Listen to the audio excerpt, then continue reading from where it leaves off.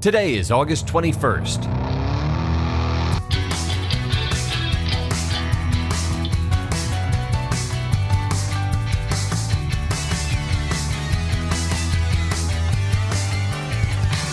It's the 234th day of the year, and this is the On This Day podcast. On this day in 1911, the Mona Lisa is stolen from the Louvre.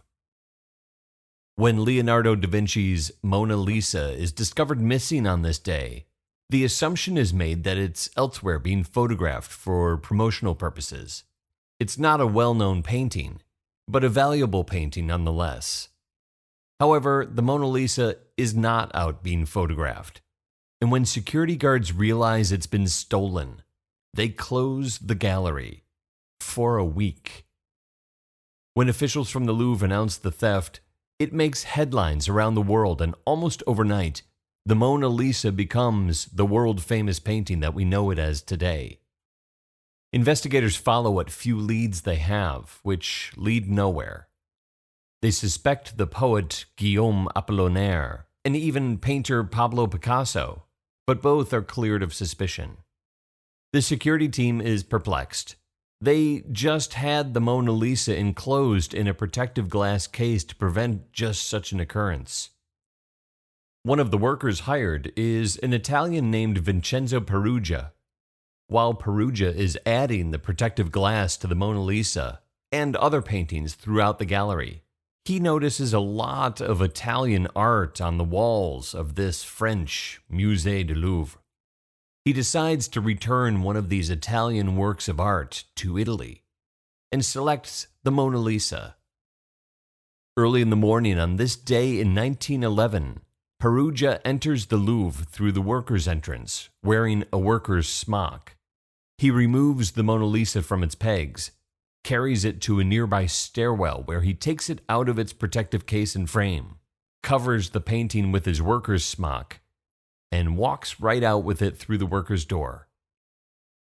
Perugia takes a bus home with the Mona Lisa under his arm, and when he arrives at his apartment, he stashes the painting in a trunk, where it remains for the next 2 years.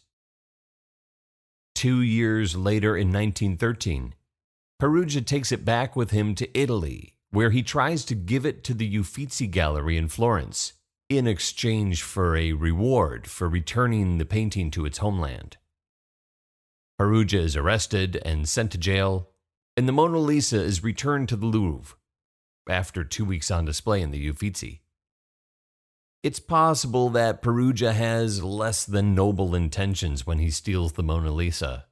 Like he always intended to try to sell it, and the reward he hoped for in Italy is more of a straight-up sale price. There's also a theory that Perugia is in cahoots with a criminal mastermind, Eduardo de Valfierno, and the art forger Yves Chaudron, who by 1911 has painted 6 copies of the Mona Lisa, which he sells to international buyers while the real Mona Lisa is locked inside Perugia's trunk. This is all pure speculation and rumor. There's no solid evidence of this conspiracy. However, Chaudron is an exceptional forger, and if it's true, there's the slim possibility that the Mona Lisa returned to the Louvre 2 years after it's stolen on this day in 1911 is a forgery, and the real Mona Lisa is still out there somewhere in the world. Born on this day in 1986, the fastest man in the world, Usain Bolt.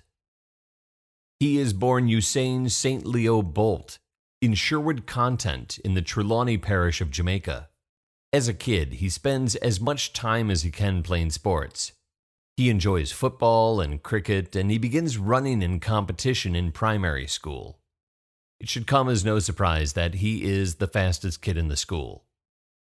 In high school, he's encouraged to focus on track and field. A lot of guys in Trelawney are fast, and Bolt is tall. By high school, he's peaking at 6 feet 5 inches in height, which should be a hindrance to him, so the conventional thinking goes. But Bolt turns his height to his advantage by taking longer strides and fewer steps over the course of a race.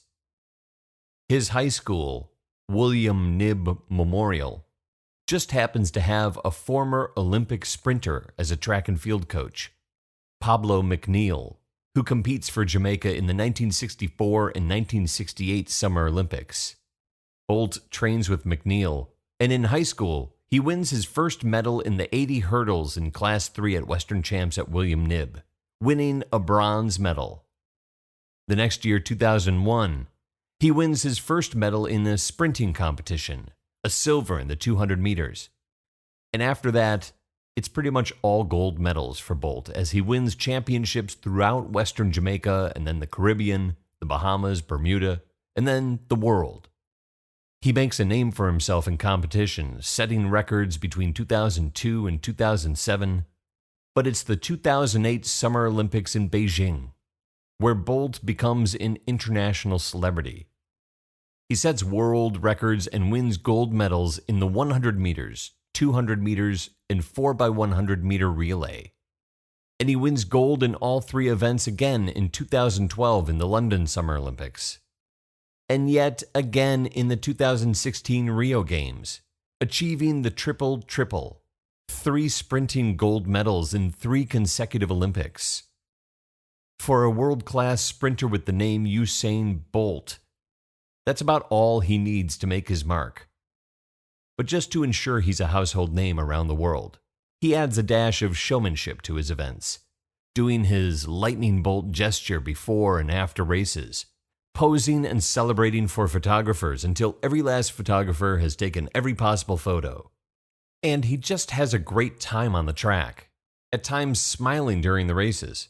He generally seems to enjoy himself during those few seconds in mid-sprint, which makes him even more photogenic. And maybe that's a little part of his secret. He enjoys it. He's relaxed. He's able to push himself faster. That's about the extent of my scientific analysis. When he's not competing internationally, Bolt returns home to Jamaica, living now in Kingston. He can be away for a while, he says, but he can't live anywhere else. Jamaica is hot and fun, and that's what he likes. Usain Bolt, born on this day in 1986, currently holds the world records for the 100 meters, 9.58 seconds, the 200 meters, 19.19 seconds, both set in Berlin in 2009, and the 4x100 relay, 36.84 seconds, set in London in the 2012 Summer Olympics. There are 132 days left in the year. On This Day is produced by me, Dave Schultz. Thank you very much for listening. On this day in 1883, an F5 tornado strikes Rochester, Minnesota, killing 37 people, injuring 200 others, and destroying a third of the town. The nearest hospital is hours away, so local doctor William Mayo and his sons, along with the local order of the Sisters of St. Francis, take care of the wounded. They realize their community needs a hospital, so soon after the tornado hits town on this day in 1883, they form the Mayo Clinic of Rochester, Minnesota. So if you're still listening, they're better starters than me, but I'm a strong finisher. Talk to you tomorrow.